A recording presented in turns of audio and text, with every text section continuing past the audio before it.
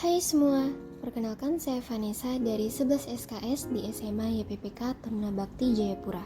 Pada video pembelajaran ini, saya akan mengajak kalian semua untuk mengenal tentang sistem koordinasi pada manusia. Sistem koordinasi pada manusia itu apa sih? Sistem yang memerintahkan organ-organ tubuh untuk bekerja sama dalam mendukung fungsi tubuh agar dapat bekerja dengan baik. Terbagi menjadi 3 nih. Yang pertama, sistem saraf, sistem hormon, dan sistem indera. Kita mulai dari sistem saraf ya. Jadi, neuron atau sel saraf merupakan satuan kerja utama yang berfungsi mengatur aktivitas tubuh melalui rangsangan listrik secara cepat. Nah, sudah tahu kan pengertian dari sistem saraf? Oleh karena itu, ayo kita sama-sama melihat strukturnya. Yang pertama, nukleus berfungsi mengatur kegiatan sel saraf. Kedua, membran sel berfungsi menjaga bentuk sel.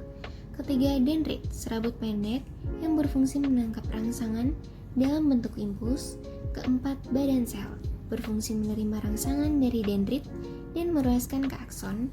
Kelima, akson, serabut panjang yang berfungsi menghantarkan impuls dari badan sel menuju ujung akson. 6, selubung mielin melindungi akson dari kerusakan dan mencegah impuls bocor. 7, sel Schwann menghasilkan mielin atau selubung saraf. 8. Nodus Ranvier mempercepat impuls saraf. Dan yang ke-9, terminal akson, yaitu tempat bertemunya sel saraf dengan sel saraf lainnya. Berdasarkan fungsinya, neuron terbagi menjadi 3 loh. Yang pertama sensorik, kedua motorik, dan yang ketiga asosiasi. Neuron asosiasi terbagi lagi menjadi 2 berdasarkan tempatnya, yaitu konektor dan adjustor. Sejak tadi kita selalu saja mengulang kata impuls. Lalu impuls itu apa sih? Jadi impuls merupakan pesan saraf yang dialirkan sepanjang akson dalam bentuk gelombang listrik. Sehingga impuls ini nantinya dapat menghasilkan gerak sadar atau dapat menghasilkan gerak tak sadar.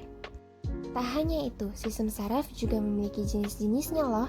Yang pertama sistem saraf pusat dan yang kedua sistem saraf tepi. Setelah mengenal sistem saraf, kita juga perlu mengenal sistem hormon. Sistem hormon atau endokrin adalah sekumpulan kelenjar dan organ yang memproduksi hormon, yaitu senyawa organ pembawa pesan kimiawi di dalam aliran darah menuju sel atau jaringan tubuh. Adapun karakteristik kelenjar endokrin, yang pertama tidak memiliki saluran sehingga melewati peredaran darah. Kedua, menyekresikan hormon langsung ke dalam cairan di sekitar sel dan lebih dari satu hormon kecuali paratiroid. Ketiga, sekresi hormon dapat dihambat oleh kadar hormon lainnya dan senyawa non-hormon dalam darah serta impuls saraf. Keempat, memiliki sejumlah sel sekretori yang dikelilingi banyak pembuluh darah dan ditopang oleh jaringan ikat. Kelima, masa aktif kelenjar endokrin dalam menghasilkan hormon berbeda-beda. Kemudian, untuk mengenal macam-macam kelenjar endokrin dan hormon yang dihasilkan, sudah ada pada tabel berikut. Wah, tak terasa ya, kita hampir selesai. Untuk yang terakhir adalah sistem indera. Sistem indera merupakan reseptor atau penerima rangsang. Alat indera merupakan reseptor yang peka terhadap perubahan lingkungan dan rangsangan. Nah, nama-nama reseptor sesuai dengan jenis rangsangannya loh, jadi jangan salah ya. Yang pertama ada fotoreseptor, kedua kemoreseptor, ketiga mekanoreseptor, keempat audioreseptor, dan yang kelima termoreseptor. Kemudian jenis-jenis indera seperti yang kita ketahui, yaitu penglihatan, pendengaran, pengecap, peraba, pembau, dan penglihatan terhadap makhluk halus. Ups, bercanda. Oke, kita lanjut ya. Berikut beberapa gangguan-gangguan sistem koordinasi.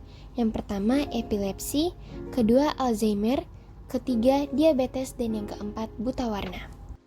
Wah, pengenalan terhadap sistem koordinasi pada manusia sudah selesai nih. Terima kasih semuanya yang sudah mau diajak. Sampai jumpa.